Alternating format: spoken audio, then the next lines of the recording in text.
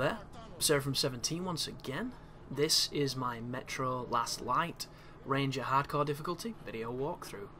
This is chapter 12, it's entitled Regina. I'm joined with my girlfriend, if she'll ever get off a phone. I'm listening. I know you're listening. This is called Regina for an interesting reason. It's actually the name of the vehicle we're in, which is kind of a smuggler's run buggy with some post-apocalyptic trinkets. And you might not like this video if this is any indication of what's in it, because those were these spider crab things. Well, I don't think we see too many of them. I just saw one, that's enough. Yeah, well, I'm pretty good at getting past those sections quite fast, because I'm not a big fan of them either. But the shadow bit's the worst. The fact that you've got like a crap torch thing and you can see the shadows moving. Well, I need my torch so I can see.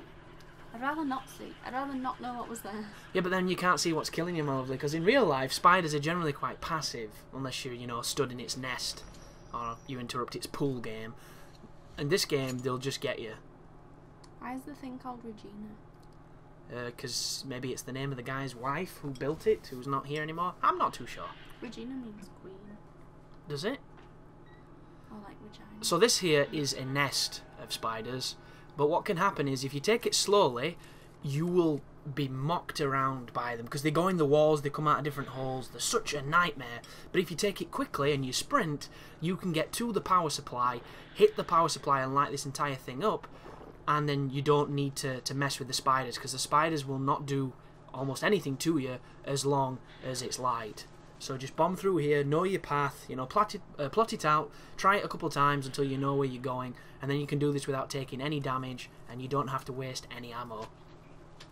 Yeah. I'd be so bad in real life at this, because I'd just see them spider webs and be like, no. Yeah, I wouldn't even go in that room.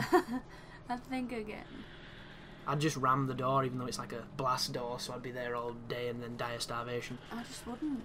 Like, I'd see that and be like, you need someone else for this. Yeah, I don't know. I mean, I'll see you on the outside.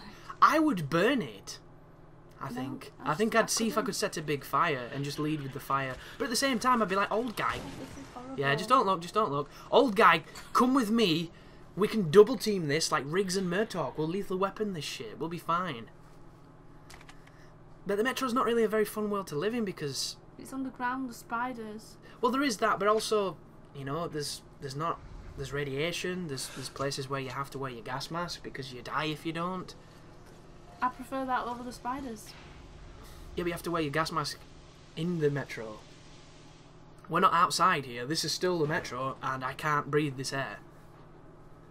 A little notice here as well: you can change the direction of the lines, and you can ram those wooden boards. And what will happen is some of them generally have caches where you can pick up ammunition or weapons.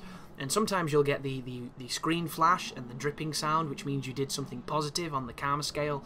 So if you're going for the secret better ending, that's one of the things you want to try and do as many things of as you can. Has it got a sad ending and a nice ending? Well, it's got a good and a bad ending, but as far as the morality scale goes, good and bad are very grey on this game. The good ending is not setting off the thermonuclear weapon that destroys everybody in the Metro. Why would you do that?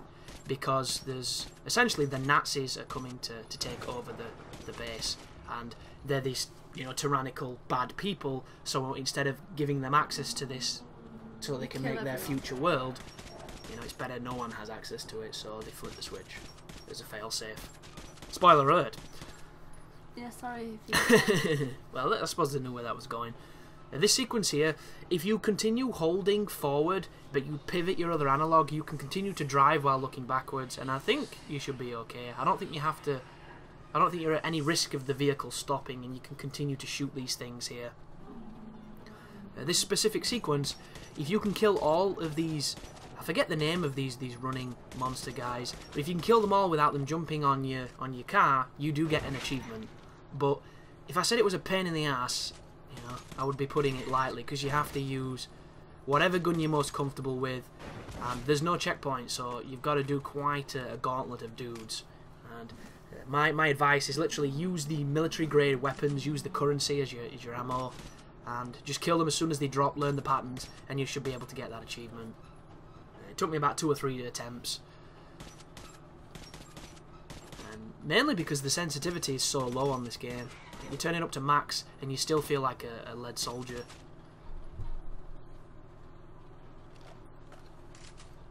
I don't like them things either. They're like deformed rats. Well, they are. They're kind of like big mole rats. Mm. Oh, and I don't really know what. Then again, I don't really know the wildlife of Moscow, of Russia, of any place in such a big country. Because, I mean, I suppose they get same as everywhere. They just get bears, don't they? Get a few bears. We get the big stuff. But when you think of where it is positioned on the lines, I suppose it's very similar to any place in Eastern Europe. Cold. The colder places, obviously, the more northern ones. But I'm not sure. I'm sure I've got a Russian subscriber who knows more about his fauna and what have you, and his animals and stuff. Who can let us know what the mysteries of Russian animals. Is it just bears? I'm guessing it's not meant to go that fast. Oh no, that's the most fun part. When you fall out at 60 mph with your gas mask on. That's the only thing stopping you from choking. But that's the end of the video, folks. So thanks for watching, and you take care.